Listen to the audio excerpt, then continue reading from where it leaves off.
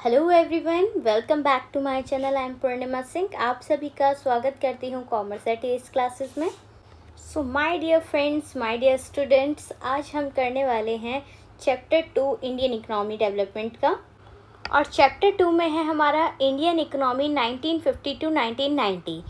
तो आज की क्लास में हम समझेंगे इकोनॉमिक सिस्टम और इकोनॉमिक सिस्टम के क्या क्या टाइप्स हैं, वो सभी टाइप्स पढ़ने वाले हैं आज की क्लास में, जिसमें हम कैपिटलिस्ट, सोशलिस्ट और मिक्स्ड इकोनॉमी को कवर करने वाले हैं। ठीक है, तो चलिए चलते हैं और समझते हैं हमारे आज के टॉपिक्स को। तो हमने फर्स्ट चैप्टर में कवर किया था, जब हम कॉलोनियल गवर्नमेंट के रूल में थे, ब्रिटिशर्स के रूल में थे, उस वक्त हमने क्या क्या फेस किया था। ब्रिटिशर्स ने किस तरह हमारे तीनों सेक्टर्स को, industrial sector, foreign trade sector और एग्रीकल्चर सेक्टर को किस तरीके से एक्सप्लॉइट किया था, वो सब हमने हमारे फर्स्ट चैप्टर में कवर किया था, राइट। और आज हम करने वाले हैं हमारे सेकेंड चैप्टर इंडियन इकोनॉमी, जिसमें हम आफ्टर इंडिपेंडेंस क्या क्या हमने पॉलिसीज़ लेकर आए गवर्नमेंट, किस तरीके से गवर्नमेंट ने इकोनॉमी की ग्रोथ के लिए सोचा। ठीक है, क्योंकि आज़ादी के बाद हमें खुद को, हमारे देश को संभालना था, उसकी ग्रोथ करनी थी, वहाँ पर रहने वाले सभी लोगों का स्टैंडर्ड ऑफ लिविंग को अच्छा करना था। तो आफ्टर इंडिपेंडेंस इकोनॉमी में क्या क्या प्लानिंग्स हुई, किस तरीके का इकोनॉमिक सिस्टम बनाया गया जिससे कि हमारी इकोनॉमी की ग्रोथ हो और हमारे इकोनॉमी का स्टैंडर्ड ऑफ लिविंग अच्छा हो सके। ठीक है, तो 1947 के बाद के पीरियड को आज हम समझने वाले हैं। तो इंट्रोडक्शन को स्टार्ट करने से पहले guys, now it's time for you to wake up. अब हम सितंबर के मिड में आ चुके हैं। अब आपके लिए बहुत ज़रूरी हो गया है कि आप जल्दी से अपने सिलेबस को कवर कर उसकी रिवीजन स्टार्ट कर दीजिए। विद इन 1 मंथ हम भी इंडियन इकोनॉमी को कंप्लीट कर देंगे, उसके बाद आपके रिवीजन सेशन दिए जाएंगे। सो गाइस, बिना डरे पूरे फोकस से अपनी स्टडीज़ पर ध्यान दीजिए ताकि आप अपने बोर्ड एग्ज़ाम में अपना बेस्ट दे सकें। ओके, बाकी आपके लिए मैंने इंडियन इकोनॉमी को बहुत ही ईजी वे में प्रेजेंट किया है इस वीडियो में। तो अगर आप इसको थ्योरेटिकल पढ़कर देखेंगे अच्छे से, तो आपको खुद ही समझ आएगा कि बहुत ही ईजी लैंग्वेज में हमने ये चैप्टर कवर किया है। और जब आप एक बार पूरी तरीके से वीडियो देख लेंगे तो आपके हर टॉपिक पर बहुत ही अच्छी पकड़ बन जाएगी, जो कि आपके एग्ज़ाम पॉइंट ऑफ व्यू के लिए बहुत ही इम्पॉर्टेंट है। सो गाइज, पूरी तरीके से अच्छे से मन लगाकर मेहनत कीजिए, because hard work is the key to success. So अभी टाइम है आपके हार्ड वर्क का, उसके बाद डेफिनेटली आपको सक्सेस मिलेगी और आप बोर्ड एग्ज़ाम में बहुत ही अच्छा रिजल्ट लेकर आएंगे। So all the best all of you. तो स्टार्ट करते हैं हमारा introduction Indian economy 1950 to 1990। On 15th of August 1947 India gained freedom. क्योंकि अभी तक हमने 1947 से पहले इंडिया का क्या हाल था वो सब समझा था। अब हम 1950 टू 1990 की बात कर रहे हैं, इसलिए हम बता रहे हैं कि 15 अगस्त 1947 में इंडिया ने फ्रीडम गेन की थी। Finally we were master of our own destiny after some 200 years of British rule. The leaders of independent India had to decide, among other things, the type of economic system most suitable for our nation, a system which would promote the welfare of all rather than a few. तो अगर कहानी की तरह बताऊँ इसका introduction, तो इसका मतलब है कि आफ्टर इंडिपेंडेंस जब हमारा देश आज़ाद हो गया था, तो हमारे लीडर्स ने डिसाइड किया कि हमें हमारी इकोनॉमी को चलाने के लिए एक इकोनॉमिक सिस्टम तैयार करना पड़ेगा। क्योंकि हर किसी काम को करने के लिए हमें पर्टिकुलर स्केड्यूल बनाना पड़ता है, कोई सिस्टम बनाना पड़ता है। अगर आप एग्ज़ाम की प्रिपरेशन कर रहे हैं तो ऑब्वियसली आप अपना टाइम टेबल प्रिपेयर करेंगे और उसके अकॉर्डिंग आप स्टडीज़ करेंगे, राइट। उसी तरीके से हमारी इंडियन इकोनॉमी को चलाने के लिए एक इकोनॉमिक सिस्टम बनाया गया, जिसके अकॉर्डिंग काम किए गए और इंडियन इकोनॉमी को ग्रोथ तक ले जाने की कोशिश की गई। ठीक है, so there are some economic decision which has to be taken by all economies. हर इकोनॉमी कुछ डिसीजंस लेती है अपनी इकोनॉमी को ग्रोथ करने के लिए, अपने देश को, अपनी कंट्री को ग्रोथ करवाने के लिए, डेवलपमेंट कराने के लिए। ठीक है, तो बेसिकली विकास पर डिपेंड करता है कि हमें किस तरीके से हमारी कंट्री का विकास करना है, किस तरीके से उसकी ग्रोथ करनी है। ओके, तो सबसे बड़ी जो सेंट्रल प्रॉब्लम्स है इकोनॉमी की, वो यही होती है कि हम क्या प्रोड्यूस करें, कैसे प्रोड्यूस करें और किसको प्रोड्यूस करें। So what to produce, how to produce and whom to produce. तो ये बेसिक 3 प्रॉब्लम्स है हमारी सेंट्रल प्रॉब्लम। सबसे पहले इकोनॉमी सोचती है कि हमें प्रोड्यूस क्या करना है। ठीक है, किस चीज़ का प्रोडक्शन करना चाहिए जिससे हमारी इकोनॉमी को ग्रोथ मिले, हमारा स्टैंडर्ड ऑफ लिविंग अच्छा हो। ठीक है, basically social welfare, economy welfare के बारे में सोचते हैं। एंड हाउ टू प्रोड्यूस, अब कोई भी हमें प्रोडक्शन करना है, लाइक हमारे को केक का प्रोडक्शन करना है, तो उसके लिए हमें क्या क्या चीज़ों की ज़रूरत होगी वो तो हमारे को पता होना चाहिए, क्योंकि वो सबसे इम्पॉर्टेंट है कि हाउ टू प्रोड्यूस, हमें उसे प्रोड्यूस करना कैसे है, कौन सी प्रोडक्ट चाहिए किसी एक प्रोडक्ट को बनाने के लिए, लाइक माइक्रोवेव चाहिए केक बनाने के लिए, ओवन चाहिए, ठीक है। तो क्या प्रोड्यूस करना है, उसके बाद कैसे प्रोड्यूस करना है ये जानना बहुत ज़रूरी है, और किसके लिए हम प्रोड्यूस कर रहे हैं, किसके लिए प्रोडक्शन हो रहा है, वो भी बहुत ही इम्पॉर्टेंट पार्ट है एक इकोनॉमी के लिए। लाइक चाइल्ड के लिए अगर हम प्रिपेयर कर रहे हैं तो उसके अकॉर्डिंग सोचेंगे, एडल्ट्स के लिए प्रिपेयर कर रहे हैं तो उनके अकॉर्डिंग सोचेंगे, ठीक है। तो ये बात हुई हमारी 3 सेंट्रल प्रॉब्लम्स की। So what to produce, choice of production, कि प्रोडक्शन किस चीज़ का करना है ये जानना ज़रूरी है। What goods and services should be produced, तो किस तरीके के गुड्स एंड सर्विसेज प्रोड्यूस करने हैं ये समझना। Next is how to produce, किस तरीके से प्रोड्यूस करें। चॉइस ऑफ टेक्नोलॉजी, तो किससे प्रोडक्शन होगा, ऑब्वियसली टेक्नोलॉजी से प्रोडक्शन हो रहा है। विच टेक्निक ऑफ प्रोडक्शन, किस तरीके की टेक्निक यूज़ की जाए उस पर्टिकुलर प्रोडक्शन के लिए, ठीक है। Like labour intensive, like capital intensive technology. Labour intensive वो टेक्नोलॉजी होती है जिसमें लेबर का रोल होता है, और कैपिटल इंटेंसिव वो टेक्नोलॉजी होती है जिसमें कैपिटल लगती है, लाइक मशीनरी है, फर्म्स हैं बड़ी बड़ी, ठीक है। ये सब हमारे कैपिटल इंटेंसिव टेक्नोलॉजी में आ जाएगा, क्योंकि अगर कोई पर्टिकुलर मशीनरी आ जाती है तो वो क्या करती है, वो लेबर्स को हटाकर खुद काम करना शुरू कर देती है, तो लेबर वहाँ पर किसी काम के नहीं रहे, क्योंकि उसकी जगह किसने ले ली, मशीन्स ने ले ली, ठीक है। तो ये हुआ कैपिटल इंटेंसिव टेक्निक, और अगर लेबर कहीं काम कर रही है तो वो लेबर इंटेंसिव हुई, ठीक है। It should be use to produce goods and services, तो बेसिकली हाउ टू प्रोड्यूस में हमारी टेक्निक ऑफ प्रोडक्शन आ जाता है। हमने क्लास 11th में ये सब पढ़ रखा है, तो डीपली इसको समझाना इतना ज़रूरी नहीं है। Last one is whom to produce, distribution of goods and services, how are goods and services to be distributed among people, किस तरीके से गुड्स एंड सर्विसेज को डिस्ट्रीब्यूट किया जाए लोगों के बीच में, वो सब भी मैटर करता है। जैसे मैंने अभी आपको बताया कि एडल्ट्स के अकॉर्डिंग प्रोडक्शन होना, चाइल्ड्स के अकॉर्डिंग प्रोडक्शन होना, और जेंडर के अकॉर्डिंग प्रोडक्शन होना, कि गर्ल्स के आउटफिट डिफरेंट होते हैं और बॉयज़ के आउटफिट डिफरेंट होते हैं, ठीक है। तो ये भी डिपेंड करता है कि हम किसके लिए प्रोडक्शन कर रहे हैं। ओके फाइन, आगे चलते हैं। नेक्स्ट है हमारा टॉपिक इकोनॉमिक सिस्टम। मैंने आपको शुरुआत में ही बता दिया कि आज हम इकोनॉमिक सिस्टम को कवर करने वाले हैं, जिसमें हम कैपिटलिस्ट, सोशलिस्ट और मिक्स्ड इकोनॉमी के बारे में पढ़ेंगे, और उसके साथ ही हम इन तीनों इकोनॉमिक सिस्टम्स के फीचर्स भी समझेंगे, क्योंकि हमारे एग्जाम में क्वेश्चन आ जाता है कैपिटलिस्ट, सोशलिस्ट और मिक्स्ड इकोनॉमी को एक्सप्लेन करो, तो उसमें उसके फीचर्स भी आप बताएंगे और डीमेरिट्स और मेरिट्स भी क्लियर करेंगे। तो अगर आपने फीचर्स कवर कर लिए तो उसमें से आप उसके डीमेरिट्स और मेरिट्स दोनों को निकाल सकते हैं और एग्जाम में लिख सकते हैं, ठीक है। तो समझते हैं इकोनॉमिक सिस्टम क्या है। Economic system is defined as an arrangement by which the central problem of an economy are solved. अब हमारा नया नया देश आज़ाद हुआ है, इसके लिए हमारे को एक सिस्टम बनाना पड़ रहा है ताकि हमारी इकोनॉमी अच्छे से रन करे, अच्छे से ग्रोथ करे। तो हमने सबसे पहले प्रॉब्लम देखी कि हमारी प्रॉब्लम्स क्या है, समझ ली, what to produce, how to produce, whom to produce, तीनों प्रॉब्लम समझ ली। उसके बाद अब हम उसका सोल्यूशन ढूंढेंगे कि भाई हमारा सोल्यूशन क्या है जिसके थ्रू हमारी जो ये 3 इकोनॉमिक्स प्रॉब्लम है वो सॉल्व हो जाए। तो उसका सोल्यूशन हमने निकाला कि हम इकोनॉमिक सिस्टम को 3 तरीके से बांट देते हैं, एक कैपिटलिस्ट इकोनॉमी, दूसरी socialist economy and third one is mixed economy, ठीक है। इन 3 पार्ट्स में इकोनॉमी को डिवाइड कर दिया। ओके, तो समझते हैं सबसे पहले कैपिटलिस्ट इकोनॉमी को, उसके बाद सोशलिस्ट को, फिर मिक्स्ड इकोनॉमी को।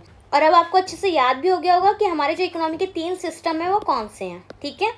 तो आपको एक बार ओवरव्यू दे देती हूँ कैपिटलिस्ट, सोशलिस्ट और मिक्स्ड इकोनॉमी की, जिससे आपको अगर एग्जाम के वक्त थ्योरी याद भी नहीं है उसके बाद भी अगर आपको ये थोड़ा सा जो मैं समझा रही हूँ अगर वो अच्छे से समझ लिया आपने, अगर वो याद हुआ आपको, तो आप खुद ही बनाकर भी उसका आंसर लिख सकते हैं। तो इसलिए ध्यान से सुनिएगा, इन तीनों में डिफरेंस क्या है, उस डिफरेंस को अगर पकड़ लिया आपने तो आप अपने आप ही इसकी थ्योरी लिख सकते हैं। ओके, सो कैपिटलिस्ट इकोनॉमी जो है वो एक तरीके से सेल्फिश है। जो कैपिटलिस्ट इकोनॉमी होती है वो सिर्फ अपने बारे में सोचती है, ठीक है। क्योंकि कैपिटलिस्ट में आती हैं सारी हमारी प्राइवेट एंटरप्राइजेस, जो भी हमारा प्राइवेट प्रॉपर्टी है, प्राइवेट प्रॉफिट है, वो सब हमारा कैपिटलिस्ट में आ जाता है। और सोशलिस्ट में आता है सेल्फलेस, यानी कि सोशलिस्ट जो होता है वो अपने बारे में बिल्कुल भी नहीं सोचता है, ठीक है। कैपिटलिस्ट अपने बारे में सोचता है और सोशलिस्ट अपने बारे में बिल्कुल नहीं सोचता है, क्योंकि सोशलिस्ट में आ जाते हैं हमारे पब्लिक सेक्टर्स, ओके। और मिक्स्ड इकोनॉमी में हमारे कैपिटलिस्ट इकोनॉमी यानी कि प्राइवेट सेक्टर और सोशलिस्ट इकोनॉमी यानी कि पब्लिक सेक्टर, ये दोनों ही आ जाते हैं हमारे मिक्स्ड इकोनॉमी में। So public and private both. तो मिक्स्ड इकोनॉमी में जितना सेल्फिश होता है उतना ही सेल्फलेस भी होता है, यानी कि इसमें दोनों का ही कंट्रीब्यूशन होता है, हमारे गवर्नमेंट सेक्टर्स का भी और हमारे प्राइवेट सेक्टर्स का भी। क्लियर है। तो कैपिटलिस्ट इकोनॉमी सेल्फिश है, वो अपने प्रॉफिट मैक्सिमाइजेशन के बारे में सोच रही है क्योंकि उसमें प्राइवेट का रोल होता है। तो सोशलिस्ट इकोनॉमी वो सिर्फ सोसाइटी के वेलफेयर के बारे में सोचती है, पब्लिक के बारे में सोचती है, इस वजह से वो सेल्फलेस होती है, वो अपने बारे में सोचती नहीं है, ठीक है, सिर्फ पब्लिक वेलफेयर के बारे में सोचती है। और मिक्स्ड इकोनॉमी वो पब्लिक के बारे में ही सोचती है, सोसाइटी के बारे में ही सोचती है और उसके साथ प्राइवेट सेक्टर्स के बारे में भी सोचती है, इसलिए उसके अंदर पब्लिक एंड प्राइवेट दोनों आएंगे। क्लियर है। तो आई होप इतना तो आपको समझ आ गया होगा कि कैपिटलिस्ट इकोनॉमी में प्राइवेट सेक्टर की बात करते हैं, सोशलिस्ट में हमारे पब्लिक सेक्टर्स की बात करते हैं और मिक्स्ड में बोथ की बात करते हैं, पब्लिक एंड प्राइवेट। ओके, आगे चलते हैं और सबसे पहले समझते हैं कैपिटलिस्ट इकोनॉमी को। सो कैपिटलिस्ट इकोनॉमी में क्या होता है? कैपिटलिस्ट इकोनॉमी अभी मैंने आपको बताया, ये एक प्राइवेट ओनरशिप होती है, ठीक है। और इसका जो प्राइमरी मोटिव होता है वो प्रॉफिट अर्निंग होता है, ये किस तरीके से प्रॉफिट अर्न किया जाए। Okay, so in this system prices are determined by the market forces, demand and supply. जो हमारी मार्केट फोर्सेस है, डिमांड एंड सप्लाई, उसके अकॉर्डिंग हमारा प्राइस डिटरमाइन होता है कि प्राइस क्या रखा जाएगा एक पर्टिकुलर प्रोडक्ट का। Okay, this type of system is also called laissez faire और फ्री मार्केट इकोनॉमी। तो जो हमारी कैपिटलिस्ट इकोनॉमी होती है उसको हम लेज़र फेयर भी बोलते हैं और फ्री मार्केट इकोनॉमी भी बोलते हैं। क्लियर है। तो अगर क्वेश्चन आ जाता है एमसीक्यूज में कि लेज़र फेयर इकोनॉमी कौन सी इकोनॉमी है, तो आप बता सकते हैं कि लेज़र फेयर कैपिटलिस्ट इकोनॉमी होती है। ओके, और इसको फ्री मार्केट इकोनॉमी भी बोलते हैं।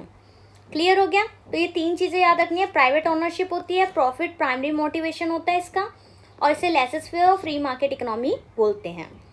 और प्राइस कौन डिटरमाइन करता है? प्राइस डिटरमाइन करती है market forces, demand and supply. तो कैपिटलिस्ट के फीचर देख लेते हैं। प्राइवेट ओनरशिप, सबसे पहले आपको यही बताया मैंने कि कैपिटलिस्ट में प्राइवेट की ओनरशिप होती है, प्राइवेट का रोल होता है। So in capitalist economy individual businesses have to right to own and control property including land, factory and businesses. तो लैंड, फैक्ट्री, बिजनेसेस, इन सबको कंट्रोल करने का ऑनरशिप किसको होता है? कैपिटलिस्ट इकोनॉमी को होता है, ठीक है। तो प्राइवेट ओनरशिप हो गया इसका एक feature.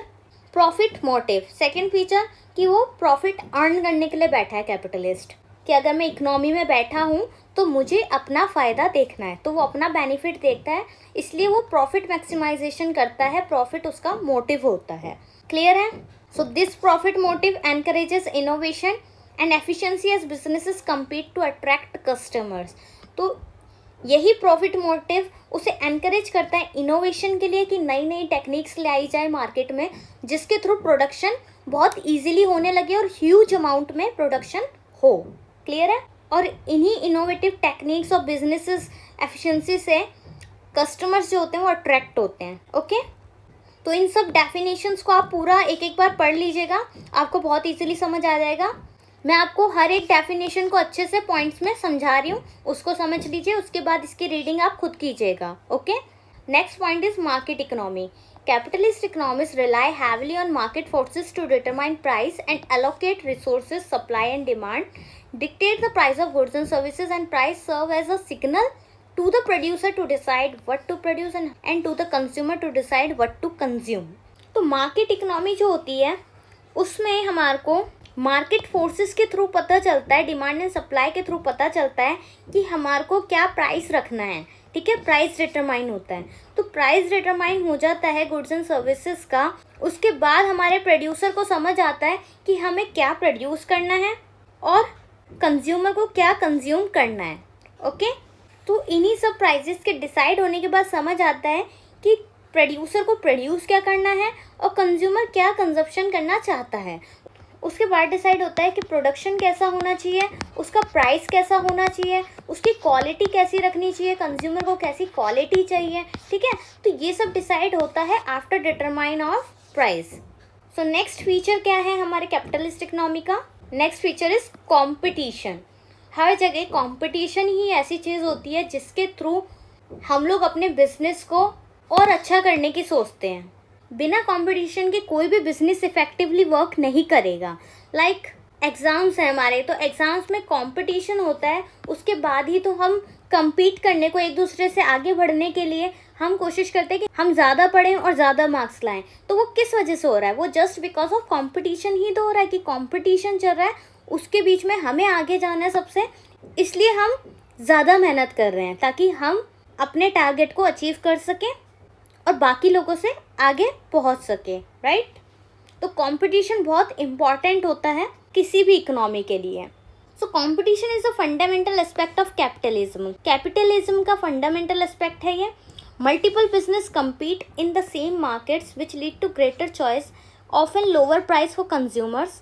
Competition also motivate business to improve the quality of their products. यही मैंने आपको बताया कि एक बिजनेस को इम्प्रूवमेंट के लिए, अपनी क्वालिटी को इम्प्रूव करने के लिए, एक मोटिवेशन के लिए कंपटीशन बहुत ही ज़रूरी रोल निभाता है। ओके, तो किसी सेम प्रोडक्ट का बिजनेस हो और अगर वो सस्ते में प्रोडक्ट बना रहा हो तो दूसरा बिजनेसमैन भी ये सोचेगा कि मैं इससे सस्ता प्रोडक्ट कैसे बनाऊं, तो मार्केट में उससे भी सस्ता प्रोडक्ट अवेलेबल हो जाएगा, उसका सब्स्टिट्यूट मिल जाएगा। एग्जाम्पल से बताती हूँ, लाइक डिजिटल वॉच है।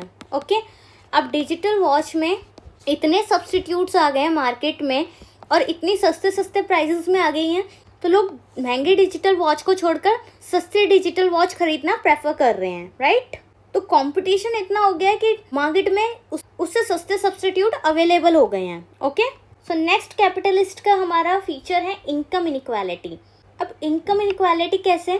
जो लोग अच्छे हैं बिजनेस में, सक्सेसफुल हैं, वो प्रॉफिट अर्न कर पा रहे हैं, बट जो सक्सेसफुल नहीं हैं वो क्या कर रहे हैं? वो स्ट्रगल कर रहे हैं, क्योंकि उनका जो बिज़नेस है वो इतना नोन नहीं है, इतना ज़्यादा उसकी ग्रोथ नहीं हो रखी है, अच्छी गुडविल नहीं है मार्केट में उसकी। तो जिसकी गुडविल अच्छी है वो प्रॉफिट अर्न कर रहा है और जिसकी गुडविल अच्छी नहीं है, नया नया है मार्केट में, वो स्ट्रगल कर रहा है, ठीक है, वो प्रॉफिट अर्न नहीं कर पा रहा। तो इस वजह से गवर्नमेंट ने क्या किया? गवर्नमेंट ने इम्प्लीमेंट की policies to address this inequality through taxation and social programs. तो कई सारे टैक्सेशन प्रोग्राम्स लेकर आ गए और कुछ सोशल प्रोग्राम्स ले आए, जिसके थ्रू जो इनकम इनइक्वालिटी है उसकी प्रॉब्लम को सॉल्व किया गया। ओके, तो कैपिटलिस्ट में अगर कोई डीमेरिट था, लाइक ये डीमेरिट हुआ ना कि इनकम इनइक्वालिटी है, अनइक्वल डिस्ट्रीब्यूशन ऑफ इनकम हो रहा है, तो ये एक तरीके से डीमेरिट हुई कैपिटलिस्ट की। ओके, तो उसका सोल्यूशन गवर्नमेंट ने निकाल दिया कि टैक्सेशन पॉलिसीज लिया है और सोशल प्रोग्राम्स लिया है, जिसके through unequal distribution of income inequality की प्रॉब्लम सॉल्व हो गई। Okay, next is global trade. अब जो कैपिटलिस्ट है वो टोटली इंगेज है ग्लोबल ट्रेड में, कि वो अपनी कंट्री, अपनी डोमेस्टिक कंट्री के अलावा भी इंटरनेशनली हर जगह अपना बिजनेस को लेकर जा रहा है। ओके, और वहाँ से अर्न कर रहा है। तो capitalist economy engage in international trade to access foreign markets and resources. This can lead to economic interdependence and globalization. तो इसकी वजह से ग्लोबलाइजेशन हो गया कि हम पूरे ग्लोब में, पूरे वर्ल्ड में ट्रेड कर पा रहे हैं। ओके, तो ये काम किसका था? कैपिटलिस्ट का था, कि वो ग्लोबली ट्रेड कर रहा था, ग्लोबल ट्रेड हो रहा था हमारी इकोनॉमी में। क्लियर है? और लास्ट वन है हमारे कैपिटलिस्ट इकोनॉमी का काम, वो है इनोवेशन। मैंने आपको बताया टेक्नोलॉजी अच्छी आएगी तो इनोवेशन होगा, इनोवेटिव टेक्निक्स होगी तो प्रोडक्शन अच्छा होगा, ठीक है। तो वही है, उसके थ्रू क्या होगा? अगर इनोवेटिव टेक्निक्स आएगी तो हमारी प्रोडक्ट्स की क्वालिटी इम्प्रूव होगी, कॉस्ट रिड्यूस हो जाएगी, कम पैसों में अच्छा माल बनकर तैयार होगा and gain a competitive edge. So this drive for innovation can lead to technological advancement and economic growth. तो ये क्या करेगा? इस तरीके के इनोवेशन से टेक्नोलॉजी का एडवांसमेंट होगा, एडवांस टेक्नोलॉजी आएगी इकोनॉमी में और इकोनॉमी में ग्रोथ होगी। क्लियर है? अब जो आपको मैंने फीचर्स कराए हैं, इन सब फीचर्स को आप याद कीजिएगा, समझिएगा और इन्हीं में आपको आपके डीमेरिट्स और मेरिट्स मिल जाएंगे। लाइक प्रॉफिट मोटिव है, ये एक तरीके का मेरिट हुआ। उसी तरह इनोवेशन भी हमारा मेरिट है, ग्लोबल ट्रेड भी हमारा मेरिट है। मेरिट क्या होता है? मेरिट क्या है? जो कैपिटलिस्ट इकोनॉमी से होने वाले फायदे हैं, ठीक है। और वहीं डीमेरिट की बात की जाए तो कंपटीशन एक डीमेरिट है, इनकम इनइक्वालिटी एक डीमेरिट है, ठीक है। तो इन्हीं फीचर्स में से आपके मेरिट्स और डीमेरिट्स भी हो जाएंगे। आगे चलते हैं और समझते हैं सोशलिस्ट इकोनॉमी को। तो सोशलिस्ट इकोनॉमी क्या है? तो बेसिकली सोशलिस्ट इकोनॉमी मैंने आपको बताया किस पर फोकस करती थी, सोसाइटी की नीड्स पर फोकस करती थी, सोसाइटी के वेलफेयर के लिए सोचती है, ठीक है, रेदर देन इंडिविजुअल प्रॉफिट। अपने इंडिविजुअल प्रॉफिट के बारे में नहीं सोचती है, बस सोसाइटी के बेनिफिट के बारे में सोचती है। क्लियर है? और इसमें स्टेट ओनरशिप होती है। तो इसके फीचर देखते हैं। इनकम इक्वालिटी, अब सोसाइटी है, सोसाइटी के बेनिफिट के बारे में सोचा जा रहा है, देश के बेनिफिट के बारे में सोचा जा रहा है, पब्लिक वेलफेयर के बारे में सोचा जा रहा है, तो इनकम इक्वालिटी होगी ही, क्योंकि वो अपने बारे में तो सोच ही नहीं रहा सोशलिस्ट, राइट। वो तो सोसाइटी के बारे में सोच रहा है, तो इनकम इक्वालिटी है। Socialism aim to reduce income and wealth inequality, तो उसका एम ही ये था कि वो रिड्यूस कर पाए इनकम और वेल्थ की इनइक्वालिटी को, ओके। जिसके थ्रू क्या होगा? This can lead to a fair distribution of wealth and reduction in poverty.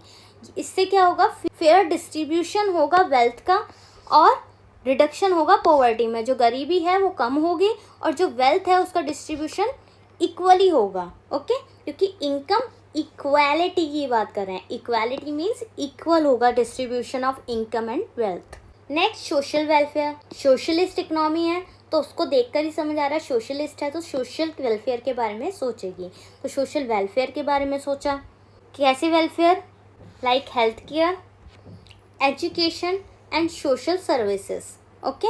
Next is public ownership, her public की अपनी ownership. In a socialist economy, the means of production such as factories, land, resources are typically owned and controlled by the state or the collective community rather than private individual or corporation. तो ये किसके under control थी?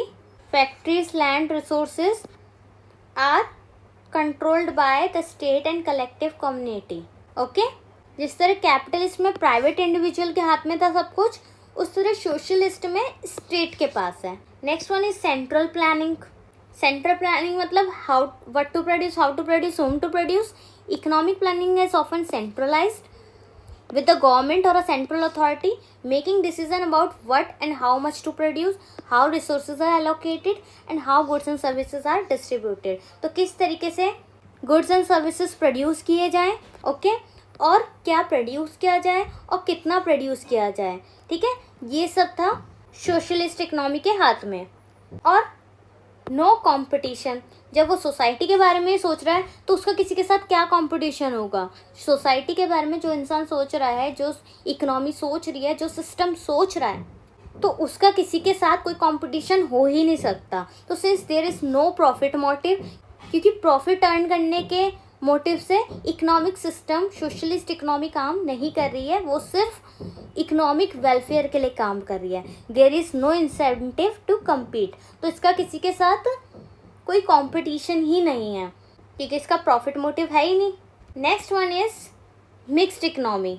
अ mixed economy is an economic system that combine element of both market economy and planned command economy, यानी कि दोनों ही economy जो हमारी है, कैपिटलिस्ट और सोशलिस्ट, इसके अंदर आ जाती है मिक्स्ड इकोनॉमी के अंदर, okay. Government and private sector, और ये दोनों मिलकर ही इकोनॉमिक डिसीजन सारे लेती है। क्लियर है?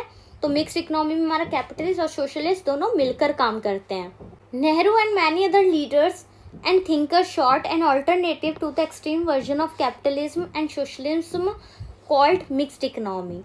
तो ये हमारे जो लीडर्स हैं उन सब ने सोच कर ये बनाया कि एक इकोनॉमी ऐसी भी बनानी चाहिए, ऐसा स्ट्रक्चर भी हमें बनाना चाहिए जिसमें दोनों सेक्टर मिलकर काम करें, प्राइवेट सेक्टर भी और पब्लिक सेक्टर भी, ओके। इसके लिए हमारे लीडर्स ने मिक्स्ड इकोनॉमी सिस्टम भी बनाया। इसके फीचर क्या हैं? को existence of private and public sector, तो इसमें प्राइवेट एंड पब्लिक सेक्टर का को एग्जिस्टेंस हो गया। So both private individual and the government participate in economic activities. Competition and monopoly regulations, अब इसमें कंपटीशन भी आया और मोनोपोली रेगुलेशंस भी आए।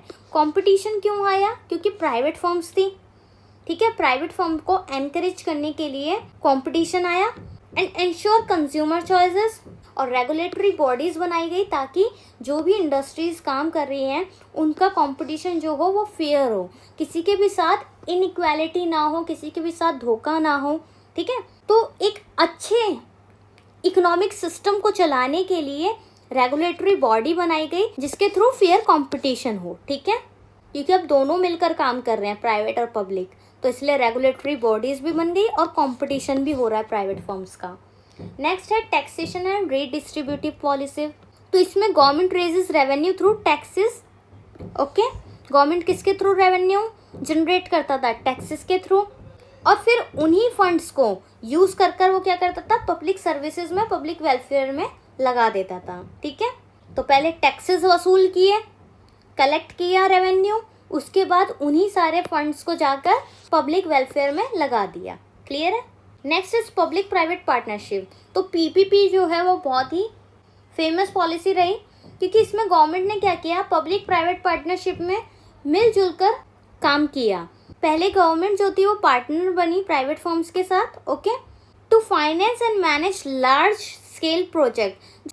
जो बड़े बड़े प्रोजेक्ट्स होते थे, लाइक कोई बिल्डिंग बनानी है या मेट्रो वगैरह लानी है, तो इस चीज़ में वो प्राइवेट फर्म्स की हेल्प लेती थी, लाइक टिस्को, रिलायंस, ये सब बड़ी जो फर्म्स हैं, उनसे बड़े बड़े जो प्रोजेक्ट होते थे उन पर सरकार बोल देती थी कि आधा पैसा हम देंगे, आधा तुम दो, और उससे जो भी इनकम जनरेट होगी वो भी आधा आधा डिस्ट्रीब्यूट हो जाएगा। तो ये थी हमारी पब्लिक प्राइवेट पार्टनरशिप, दोनों की मिलजुल कर पार्टनरशिप बनी, जिससे कि हमारे जो बड़े बड़े प्रोजेक्ट्स होते थे हमारी कंट्री के लिए, हमारी इकोनॉमी के लिए, लाइक इंफ्रास्ट्रक्चर है, रोड है, रेलवे है, जो भी बड़े प्रोजेक्ट्स हैं वो सारे मिलजुल कर सरकार और प्राइवेट फर्म्स कंप्लीट कर देती थी, ओके। तो इसलिए इसे बोलते थे public private partnership. Next one is flexible economic policy.